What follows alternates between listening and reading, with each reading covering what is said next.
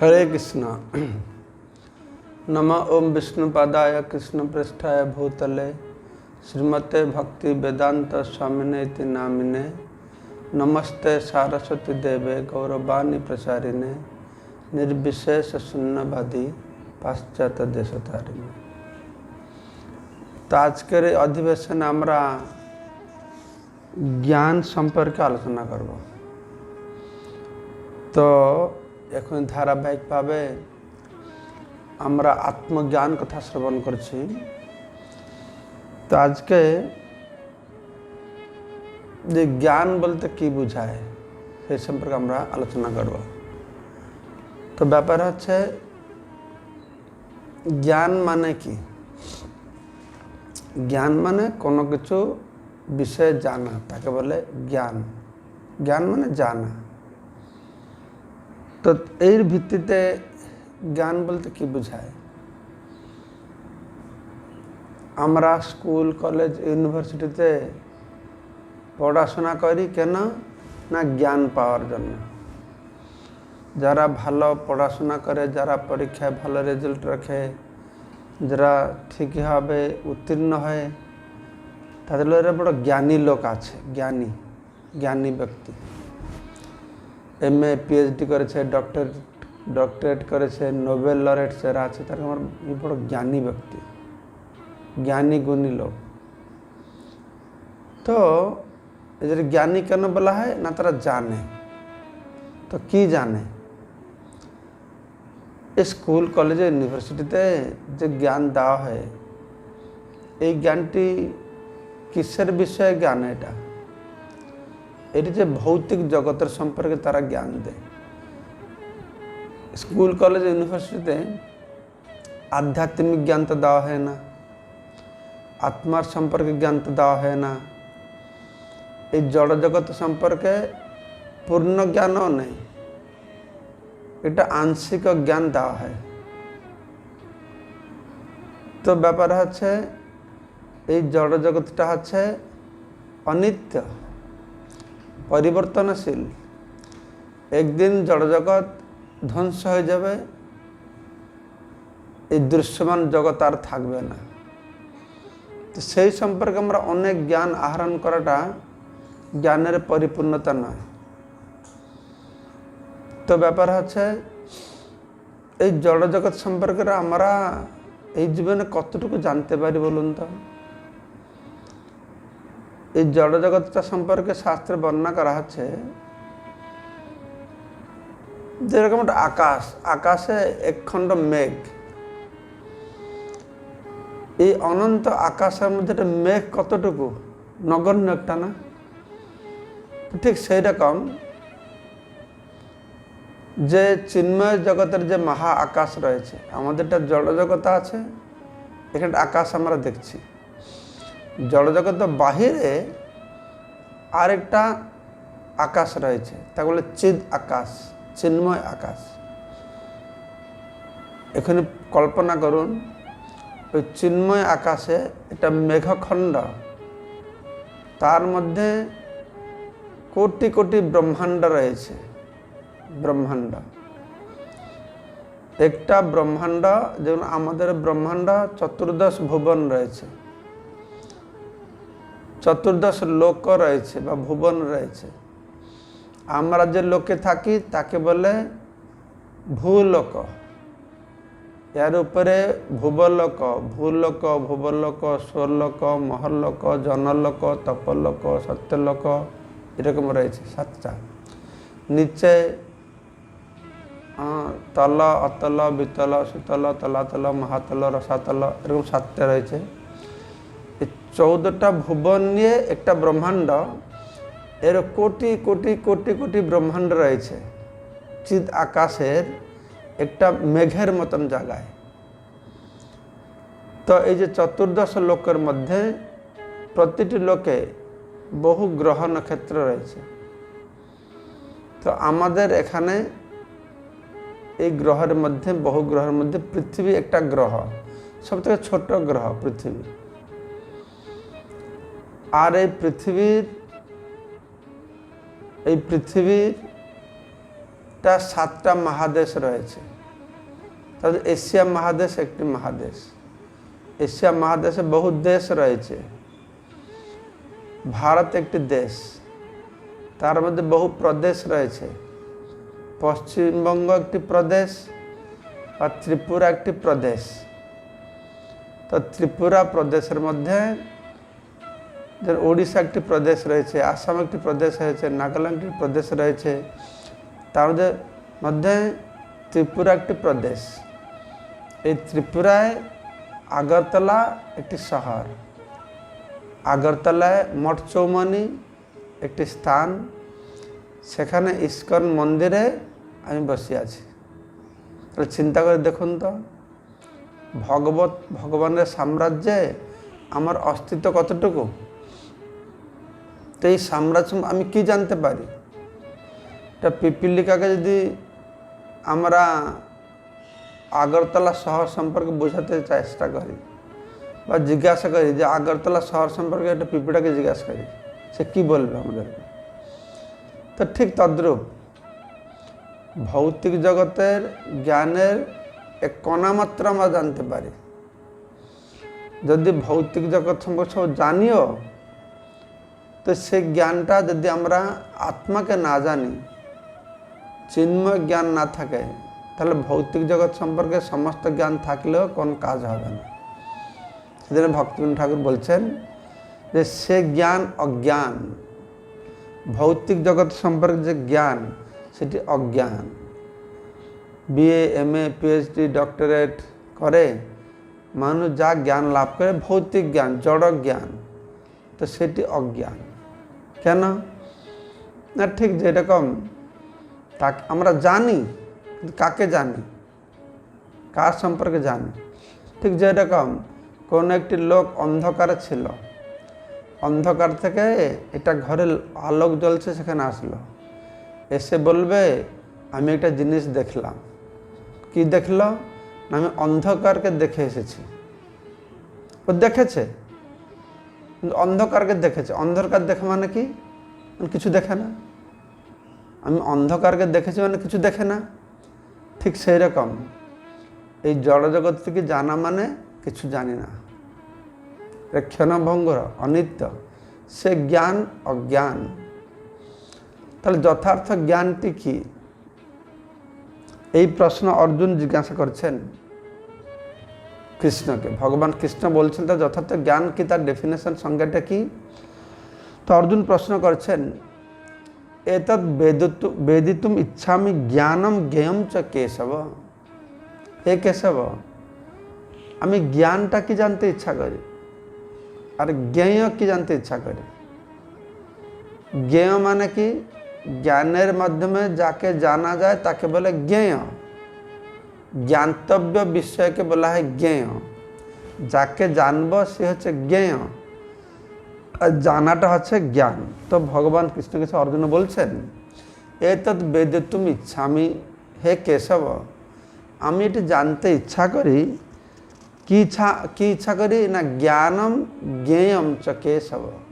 জ্ঞান কি আর জ্ঞেয় বস্তুটি কি সেটা আমি জানতে ইচ্ছা করি। তো ভগবান তার উত্তর বলছেন, ক্ষেত্রজ্ঞম চাপি মাং বিদ্ধি। এর আগে অর্জুন আর একটু প্রশ্ন করেছিলেন যে সেটি হচ্ছে কি ক্ষেত্রজ্ঞম এ বচ, ক্ষেত্রজ্ঞ কি আমাকে বলবেন। তো ভগবান বলছে ক্ষেত্র হচ্ছে শরীর, এই শরীরটা হচ্ছে একটা ক্ষেত্র। শরীরের মধ্যে যে বাস করে আত্মা সে হচ্ছে ক্ষেত্রজ্ঞ। তাই বলা আছে ইদম শরীরম কৌন্তেয় ক্ষেত্রম ইতি অবিধীয়তে। হে কুন্তিপুত্র অর্জুন, ইদম শরীরম, এই শরীরটা হচ্ছে ক্ষেত্র, এবং এই শরীরকে যে জানে, ইদম শরীরম কৌন্তেয় ক্ষেত্রম ইতি অবিধীয়তে, এই শরীরটা হচ্ছে ক্ষেত্র। এতদ যো বেতি প্রাহু ক্ষেত্রজ্ঞ ইতি তদ্বিদ। এটি জানা যে ক্ষেত্র সম্পর্কে যে জানে তাকে বলা হচ্ছে ক্ষেত্রজ্ঞ। তো ক্ষেত্র সম্পর্কে কে জানে? আমার শরীর সম্পর্কে কে জানে? আমি জানি। আমার পেট ব্যথা হলে আমি বুঝতে পারবো, আপনি বুঝতে পারবে না।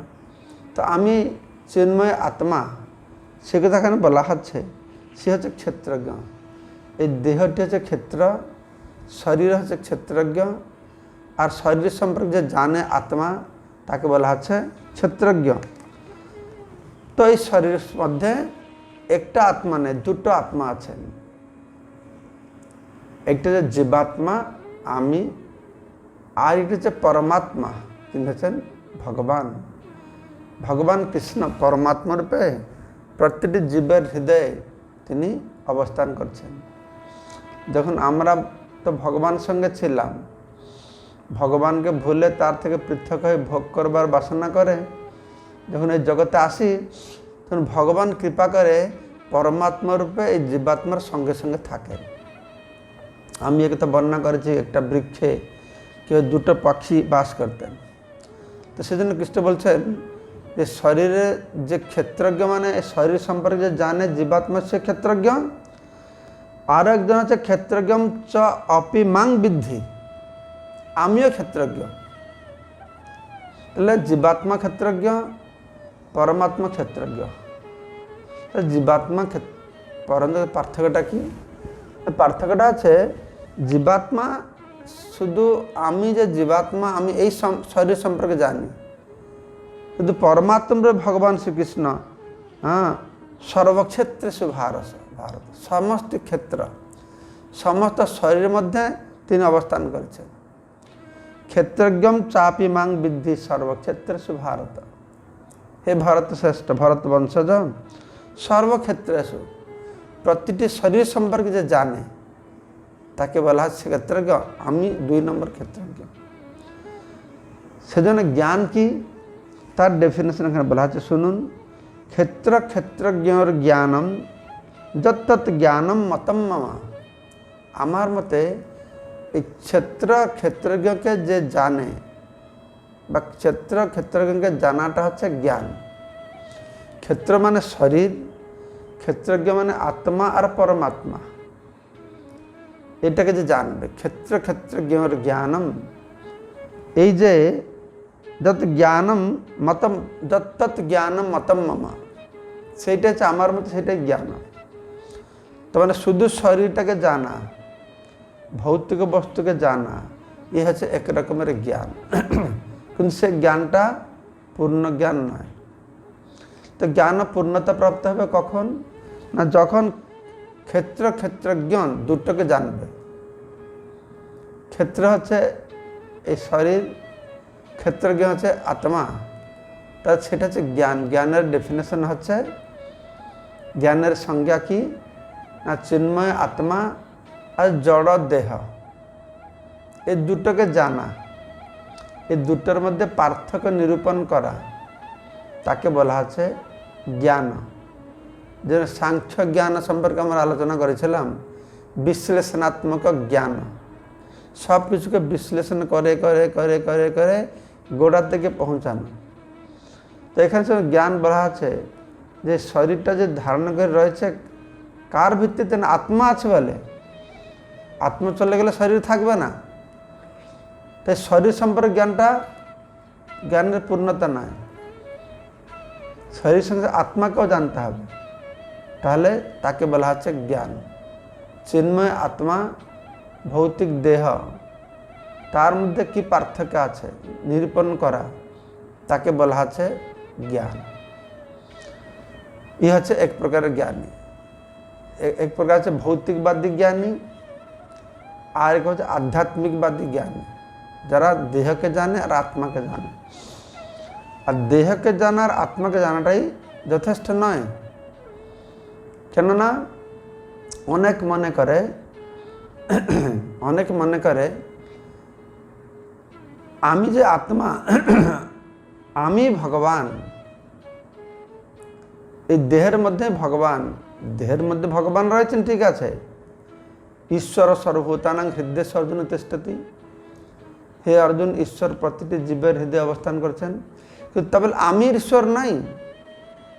সেজন্য সুস্পষ্টভাবে ভগবান কৃষ্ণ বলছেন, ক্ষেত্রজ্ঞ অপিমাং বিদ্ধি, মানে এই শরীরে দুটো ক্ষেত্রজ্ঞ রয়েছে, দুটো আত্মা রয়েছে, জীবাত্মা আরেকটি হচ্ছে পরমাত্মা। পার্থক্য হচ্ছে জীবাত্মা এই শরীর সম্পর্কে জানে, আর পরমাত্মার ভগবান সমস্ত শরীর সম্পর্কে জানে। তাই শুধু দেহ আর আত্মাকে জানাটা জ্ঞানের পূর্ণতা নয়, দেহ আত্মা পরমাত্মাকে জানাটা জ্ঞানের পূর্ণতা। দেহ আর জ্ঞানের মধ্যে কি পার্থক্য রয়েছে, দেহ আর আত্মার মধ্যে কি পার্থক্য রয়েছে, সে হচ্ছে এক রকমের জ্ঞান। ঠিক সেই রকম আত্মা পরমাত্মার মধ্যে কি পার্থক্য রয়েছে, সেটা তার থেকে আরও উন্নত জ্ঞান। সেই জ্ঞান না থাকলে মানুষ কি মনে করে, যেটা আমি শুনেছি, যে সবাই হচ্ছে ভগবান। আমরা শুনি যেই জীব সেই শিব, জনতা জনার্দন, দরিদ্র নারায়ণ, এইভাবে অনেক কথা আমরা শুনে থাকি। কিন্তু এখানে ভগবান বলছেন না, জীবাত্মা পরমাত্মা এক নয়। এই জীবাত্মা হচ্ছে পরমাত্মা ভগবানের অংশ বিশেষ। আত্মা পরমাত্মার মধ্যে কি বিভেদ রয়েছে, পরমাত্মা ভগবান তিনি হচ্ছেন শক্তিমান, জীবাত্মা হচ্ছে শক্তি। ভৌতিক জগৎটা শরীরটাও ভগবানের শক্তি। যে শরীরটা 8টে উপাদান, মৌলিক উপাদান দিয়ে তৈরি করা হয়েছে, খং মন বুদ্ধিরেবচ অহংকার ইত্যমে ভিন্ন প্রকৃতি অষ্টধা, এটা ভগবানের শক্তি, কিন্তু ভিন্ন প্রকৃতি। এই একটা শক্তি, কিন্তু এর উপরে আর একটা শক্তি আছে, অপরং ইত্যষ্টান্নং প্রকৃতিং বিদ্ধিমে পরং জীবভূত মহাবাহ জয়দং ধার্যত জগৎ। এটা পরা প্রকৃতি, অপরা প্রকৃতি। অপরা প্রকৃতি একটা শক্তি, এই জড় শরীর ভৌতিক জগৎটা অপরা প্রকৃতি, আর পরা প্রকৃতি হচ্ছে চিন্ময় আত্মা। তো এইভাবে আমরা দেখলাম জীবাত্মা হচ্ছে শক্তি, কিন্তু পরমাত্মা হচ্ছেন শক্তিমান। জীবাত্মা হচ্ছে মায়ার অধীন, আমি জীবাত্মা মায়ার অধীন, ত্রিগুণাত্মক মায়ার দ্বারা আমি কাজ করি। কিন্তু ভগবান হচ্ছেন মায়াধীন, তিনি মায়ার অধীশ্বর। আমরা প্রকৃতির 3টে গুণের দ্বারা কাজ করি, কিন্তু এই প্রকৃতির 3টে গুণ ভগবানের ইচ্ছায় কার্য করে। মায়াধক্ষণ প্রকৃতি শুয়েতে সচরাচরম, ভগবানের অদক্ষতায়, ভগবানের দৃষ্টিপাত করলেই প্রকৃতি কাজ করে, আমার দৃষ্টিপাতে প্রকৃতি কাজ করবে না। আমি বরঞ্চ প্রকৃতির দ্বারা নিয়ন্ত্রিত হচ্ছে। আমার প্রতিটি কার্যকলাপ তমগুণ, রজগুণ, সত্যগুণ দ্বারা নিয়ন্ত্রিত হচ্ছে। এটা যে পার্থক্য। জীবাত্মা হচ্ছে মায়াধীন, পরমাত্মা ভগবান আছেন মায়াধীশ।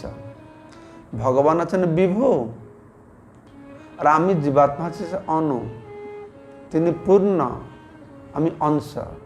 মামায়ব অংশ জীবলোকে জীবভূত সনাতন। মামে কৃষ্ণ বলছেন এই জীবাত্মা হচ্ছে আমার অংশ। ভগবান পরমাত্মা তিনি হচ্ছেন সেব্য, জীবাত্মা হচ্ছে সেবক। ভগবান সেবা গ্রহণ করে আনন্দ লাভ করেন, জীবাত্মা সেবা করে, সেবা প্রদান করে আনন্দ লাভ করেন। তো এইভাবে আত্মা পরমাত্মা দুটো আলাদা, বহু পার্থক্য রয়েছে। শক্তি শক্তিমান, সূর্য সূর্য কিরণ, শক্তি শক্তিমান। কিন্তু এইটা অনেক লোক না বুঝতে পারে, তারা কি বলে ভ্রান্ত হয়, এই শরীরে যে ভগবান আছেন, ঈশ্বর সর্বভূতানাং হৃদয় অর্জুন তিষ্ঠতি, সর্বশেষ অহম হৃদয় সন্নিবিষ্ট মত স্মৃতির জ্ঞান অপহনাংশ। আমি সবার হৃদয়ে আছি। তো অনেক সময় লোকেরা মনে করে যে ভগবান আছেন সবার হৃদয়, মানে সবাই ভগবান।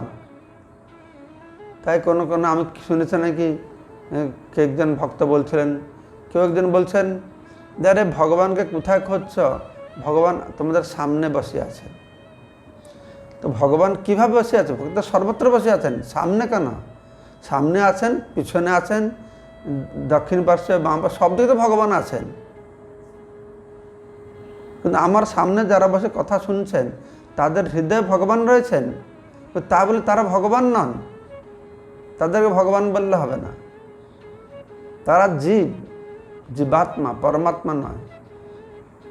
তো এই যারা মনে করে আমি ভগবান, অহং ব্রহ্মাস্মি, আমি সেই ব্রহ্ম, পরম ব্রহ্ম সঙ্গে অভিন্ন, আমরা অভিন্ন ভগবান থেকে আমরা অভিন্ন। কিভাবে না, শক্তিমান যেভাবে অভিন্ন, সূর্য কিরণ অভিন্ন, কিন্তু ভিন্ন। সূর্য কিরণটা সূর্য থেকে অভিন্ন, কিন্তু শীতের দিনে সূর্য কিরণের পিঠে দেখে বসতে খুব আরাম লাগে। আর সূর্য কিরণ তো অভিন্ন, সূর্যকে পিঠে দেখে বসাচ্ছি, এই সূর্য কিরণকে পিঠে দেখে বসাচ্ছি, তো সূর্য কাছে গিয়ে পিঠে দেখে বসাবে, কী হবে? ছাই হয়ে যাবে না? ঠিক তদ্রূপ জানতে হবে। তো এই যে জ্ঞান আমি ভগবান থেকে অভিন্ন, তাহলে নির্ভেদ ব্রহ্মজ্ঞান, নির্ভেদ ব্রহ্মজ্ঞানে ব্রহ্মর সঙ্গে আমার কোনো ভেদ নেই, তাকে বলে এটা নির্ভেদ ব্রহ্মজ্ঞান। মায়াবাদী যারা, তারা এই জ্ঞানের অনুশীলন করে, তাদেরকেও বলা হয় জ্ঞানী। যারা স্কুল কলেজ ইউনিভার্সিটি পড়াশোনা করে তারা এক রকমের জ্ঞানী। যারা দেহ আর জীবাত্মার মধ্যে পার্থক্য নিরূপণ করতে পেরেছে তারা এক প্রকারের জ্ঞানী।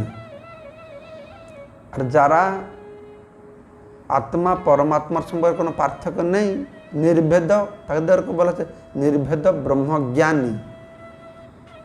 তারা জ্ঞানের অনুশীলন করে, ভগবানের সে নিরাকার স্বরূপকে তারা হাসল করে, এরা হচ্ছে নির্ভেদ ব্রহ্মজ্ঞানী। কিন্তু এর উপরে আরেক রকমের জ্ঞান রয়েছে। সেই জ্ঞানটা কি? দেহ থেকে আমি ভিন্ন বুঝতে পারলাম, এটা জ্ঞান। আর ভগবানের থেকে আমি ভিন্ন বুঝা, সে হচ্ছে আরো উন্নত জ্ঞান। ভগবান থেকে আমি সমান, একরকম নির্ভেদ ব্রহ্ম জ্ঞান।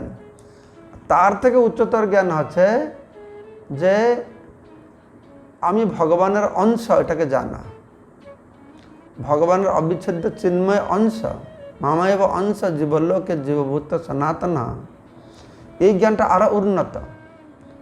ভগবান প্রভু, আমি দাস, ভগবান সেব্য, আমি সেবক, তিনি পূর্ণ, আমি অংশ, তিনি মায়াধীশ, আমি মায়াধীন। এইভাবে যে জ্ঞান, এই জ্ঞানটা হচ্ছে সব থেকে উন্নত জ্ঞান। তো ভগবানের ঐশ্বর্যকে যে বুঝতে পেরেছে, তিনি কত মহান, কত শ্রেষ্ঠ, তো ভগবানের ঐশ্বর্য জ্ঞান, তার অনন্ত ঐশ্বর্য, ভগবানের অনন্ত ঐশ্বর্য রয়েছে। তিনি নিয়ন্ত্রক, আমরা নিয়ন্ত্রিত। ভগবান হচ্ছেন নিয়ন্ত্রক, আমরা নিয়ন্ত্রিত। তো এই সমস্ত কথা জেনে তার কাছে আত্মসমর্পণ করার যে জ্ঞান, সে হচ্ছে পূর্ণ জ্ঞান। জ্ঞানের পূর্ণতা হচ্ছে এটাই। কেউ ভৌতিক জ্ঞান লাভ করছে, জড়জগৎ সম্পর্কে জ্ঞান লাভ করছে, ইতিহাস, ভূগোল, ম্যাথমেটিক্স, আলজেব্রা, দেহতত্ত্ব, এইটা একটা জ্ঞান। এর উপরে হচ্ছে দেহ আত্মার পার্থক্য নিরূপণ করে আত্মাকে চেনা একটা জ্ঞান। তার উপরে যারা জ্ঞানী আছে, ওই আত্মাকে ভগবানের সঙ্গে এক মনে করে, নির্ভেদ ব্রহ্মজ্ঞান। তার উপরে যারা আরও বেশি জ্ঞানী, তারা ভগবানের সঙ্গে নিজেকে এক মনে না করে আমি ভগবানের দাস, ভগবান প্রভু, এই জ্ঞান হচ্ছে, এই জ্ঞান লাভ করে সে ভগবানের সেবায় নিযুক্ত হয়। তো সেই জ্ঞান হচ্ছে সব থেকে জ্ঞানের পূর্ণতা। সে ভগবান কত মহান বুঝতে পেরেছেন, তিনি প্রভু, আমি তার দাস বুঝতে পেরেছেন। ভগবানের ঐশ্বর্য জ্ঞান এটাকে বলে। তারপরে আরও গভীরভাবে গেলে আরও আছে। ভগবানকে ভগবান বলে জানা হচ্ছে জ্ঞান। তার থেকে আরও ঊর্ধ্বে গেলে ভগবানকে ভগবান বলে না জানাটাই আরও উন্নত জ্ঞান। ঠিক যেরকম ব্রজবাসীরা, তারা কৃষ্ণকে জানতো না ভগবান বলে, সে প্রেমে অভিভূত হয়, তারা অত ভগবানকে ভালোবাসত, ভগবানের ঐশ্বর্য তারা উপলব্ধি করতে পারত না। আমি বললাম না, সব থেকে শ্রেষ্ঠ জ্ঞান হচ্ছে ভগবানকে জানা, ভগবানের ঐশ্বর্যকে জানা, সব থেকে শ্রেষ্ঠ জ্ঞান। তার থেকে আরেক পা শ্রেষ্ঠ হচ্ছে কি না ভগবানকে ভগবান বলে না জানা। যেন ব্রজবাসীরা কৃষ্ণকে ভগবান বলে জানতো না, কেন জ্ঞান থেকে প্রেম আরও শ্রেষ্ঠ। তো প্রেমে অভিভূত হয় তারা কৃষ্ণকে এটি শক্তিমান মানুষ বলে মনে করত, বা কোনো দেবতা বলে মনে করতেন, কোনো মহাপুরুষ বলে মনে করতেন। কিন্তু তারা বুঝতে পারতেন না যে কৃষ্ণ হচ্ছেন পরম ব্রহ্ম, পরম পুরুষ, ভগবান। তো এইভাবে তাকে বলে যে তাকে বলা হচ্ছে জ্ঞান শূন্য ভক্তি সর্বসাধ্য সার। এই জ্ঞানের শূন্যতা আছে জ্ঞানের পূর্ণতা। এটা খুব ইন্টারেস্টিং। এইভাবে জ্ঞানের শূন্যতা আছে জ্ঞানের পূর্ণতা। জ্ঞানের শূন্যতা কি না ভগবানের ঐশ্বর্য জ্ঞান তার মধ্যে নেই। কেন ঐশ্বর্য জ্ঞান থাকলে ভগবান প্রতি জীবের ভয় থাকবে, সম্ভ্রমতা থাকবে, তাতে প্রেম ভালোভাবে প্রকাশিত হবে না। কিন্তু এইভাবে সবাই এটাকে নকল করতে পারে না। এই জ্ঞান এই ভাব সবার মধ্যে আসতে পারে না। এটা একমাত্র ব্রজবাসীদের মধ্যে থাকতে পারে। এই জ্ঞানশূন্য ভক্তি, তারা ভগবানকে ভগবান বলেও জানে না, সেখান তো নির্ভেদ ব্রহ্মজ্ঞান নেই, এমনকি ভগবানের ঐশ্বর্য জ্ঞানও তার মধ্যে নেই। তো এইভাবে তাকে নির্ভেদ ব্রহ্মজ্ঞান কথা আমরা শ্রবণ করলাম। তো আমি আজকের অধিবেশনে এই জ্ঞানের বিভিন্ন স্তর আলোচনা করলাম। ভৌতিক জ্ঞান, আত্মজ্ঞান, নির্ভেদ ব্রহ্মজ্ঞান, ভগবান জ্ঞান, ভগবানে ঐশ্বর্য জ্ঞানশূন্য জ্ঞান তা আলোচনা করলাম। আগামীকালকে বা পরবর্তী অধিবেশনে এই জ্ঞান আমরা কী করে পাব, এই জ্ঞানের স্বরূপ সম্পর্কে আমরা জানব। তদ্বিধি প্রণিপাতেন পরিপ্রশ্নন সেবয়া উপদেক্ষন্তে জ্ঞানম উপদেক্ষন্তে জ্ঞানম জ্ঞানিনাস তত্ত্বদর্শিন। এই যে সব থেকে উন্নত জ্ঞান, শ্রেষ্ঠ জ্ঞান, এটা কোথায় পাওয়া যাবে? যেখানে সেখানে পাওয়া যাবে না। জ্ঞানিনাং তত্ত্বদর্শিন, জ্ঞানম জ্ঞানিনা তত্ত্বদর্শিন। সে তত্ত্বদ্রষ্টা জ্ঞানী যারা, তাদের কাছে গেলে তারা এই ব্রহ্মজ্ঞান আমাদেরকে প্রদান করতে পারবে। এই ধারাবাহিক সুস্থভাবে জ্ঞান মানে জানা, আর যে কোনো জ্ঞান হাসিল করলে যথার্থ জ্ঞানী হওয়া যায় না। আমি ডাক্তার সম্পর্কে জ্ঞানটা জানি, ইঞ্জিনিয়ার বাড়ি বানাবার জ্ঞানটা জানি, আমি জিওগ্রাফি সম্পর্কে জানি, ভূগোল সম্পর্কে জ্ঞান জানি, কিন্তু সব জ্ঞান তো আমার কাছে নেই। কিন্তু যাকে জানলে সব জানা হয়, সব জ্ঞান লাভ করা হয়, তার সুন্দর বর্ণনা দেওয়া হয়েছে। সে জ্ঞানীর লক্ষণ কীরকম হবে, জ্ঞান কী করে আমরা পেতে পারি, জ্ঞানের লাভ করার জন্য যথার্থ যোগ্যতা কী আছে, এগুলো ভগবান কৃষ্ণ ভগবদ্গীতায় 4th অধ্যায় জ্ঞানযোগে তিনি বর্ণনা করেছেন। সে জ্ঞানও যথার্থ সুন্দর সুন্দর জ্ঞানও এই জ্ঞানযোগে মাধ্যমে তিনি দিয়ে তারপরে বলছেন এই সমস্ত জ্ঞানগুলি আধ্যাত্মিক জ্ঞান, আত্মজ্ঞান, ব্রহ্মজ্ঞান, ভগবত জ্ঞান। এই জ্ঞান আমাদের লাভ করতে হবে। সেজন্য আমরা প্রার্থনা করি, ওম অজ্ঞান তিমিরান্ধস্য জ্ঞানাঞ্জনা শলাকয়া চক্ষুর উন্মিলিতম যেন তস্মৈ শ্রী গুরুবে নমঃ। সেই প্রকার জ্ঞান, সেই প্রকার গুরুদেব যিনি আমার চক্ষুতে সে জ্ঞান রূপক কাজল লাগিয়ে এই অজ্ঞানকে দূর, অজ্ঞান তিমিরান্ধস্য অজ্ঞান অন্ধকার থেকে মুক্ত করবে। কীরকম না জ্ঞান রূপক অঞ্জন লাগিয়ে অজ্ঞান থেকে মুক্ত করবে। ওম অজ্ঞান তিমির মানে অন্ধকার, অজ্ঞান তিমিরান্ধস্য জ্ঞানাঞ্জন শলাকয়া চক্ষুর উন্মিলিতম, আমাদের জ্ঞানচক্ষুকে উন্মিলিত করবে। সে জ্ঞানচক্ষুকে কি উন্মিলিত হবে সে চেষ্টা করতে হবে। এই জড়জগতে একটু ডাক্তারি, একটু প্রফেসরগিরি, একটু বিজনেস করে, একটু রাজনীতি করে, এটা ভালো, কিন্তু এটা জীবনের পূর্ণতা বা সফলতা নয়। এইটুকু জেনে আমার অনেক অহংকারী, আমি কত কি জেনে গেছি, কিন্তু এটা কিছুই নয়। আমরা ভগবানের শক্তির কোটি কোটি কোটি কোটি অংশের একটুও জানি না। সেজন্য আত্মাকে জানা অত্যন্ত গুরুত্বপূর্ণ, পরমাত্মাকে জানা অত্যন্ত গুরুত্বপূর্ণ, ভগবানকে জানা অত্যন্ত গুরুত্বপূর্ণ। এই সমস্ত হচ্ছে জ্ঞান। যেহেতু আমাদের আলোচ্য বিষয় আত্মজ্ঞান, তাই আমি জ্ঞানের সম্পর্কে একটু সূচনা আজকে দিলাম। আর এই সম্পর্কে আগামী অধিবেশনে আমরা ভালোভাবে আলোচনা করব।